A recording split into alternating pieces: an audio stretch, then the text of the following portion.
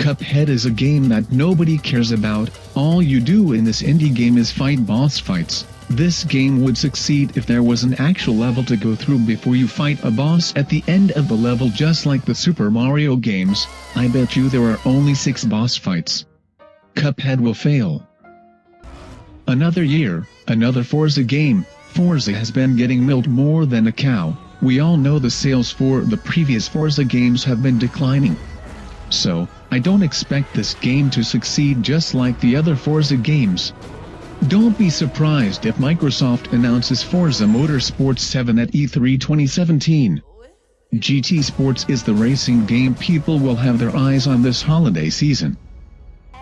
Dead Rising 4 is a timed exclusive game for Xbox One. If you want to have a flashback on a timed exclusive game Microsoft did with Rise of the Tomb Raider, we know how that turned out to be, a complete fail. Since this is a timed exclusive game, people will hold off and wait to play it on the superior platform, which is the PlayStation 4 with 40+ million users worldwide. Dead Rising 4 will flop on the dead box one. Let's be honest here, Sea of Thieves looks like a Nintendo 64 game. This is one game that will not sell well. In gamers' eyes, we don't want to play Nintendo 64 games. We are living in the 21st century. We need ambitious, high-budget, well-crafted masterpiece video games. Unfortunately, this game does not fall into that category. All you do in this game is act stupid, just like the gameplay trailer that you are watching in front of you.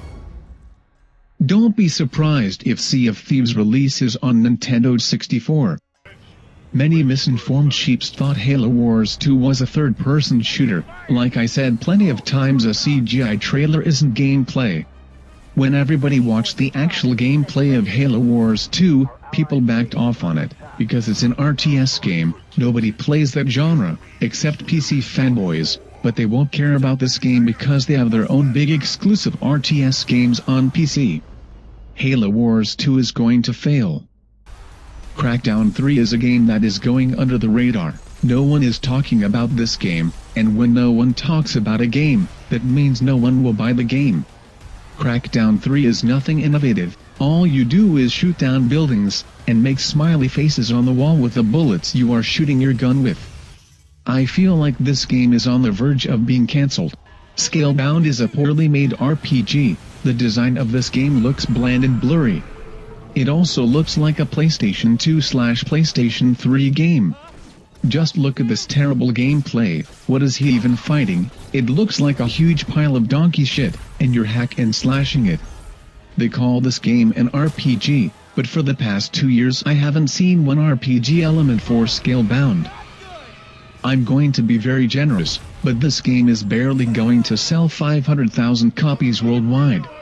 State of Decay 2, another zombie survival game. We have enough of those games. That genre is filled. There is no place for State of Decay 2. The first one failed. What makes you think the second one will succeed?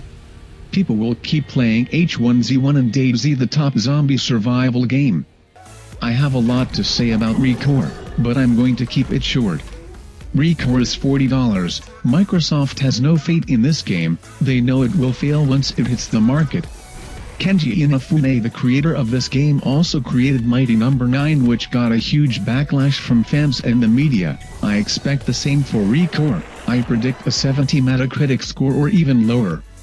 The gameplay is not creative or fun. Another fail in my opinion. Gears of War 4 will definitely sell 1 million copies worldwide, but will have a piss-poor review. Do you know the Coalition Studio is using the same animations of Gears 3 and adding them to Gears 4? I call that a very lazy studio. Gears of War 4 is basically Gears of War 3, but with a different story. Have you seen the multiplayer gameplay? Looks like an Xbox 360 game. I don't see someone playing this game after a week of launch.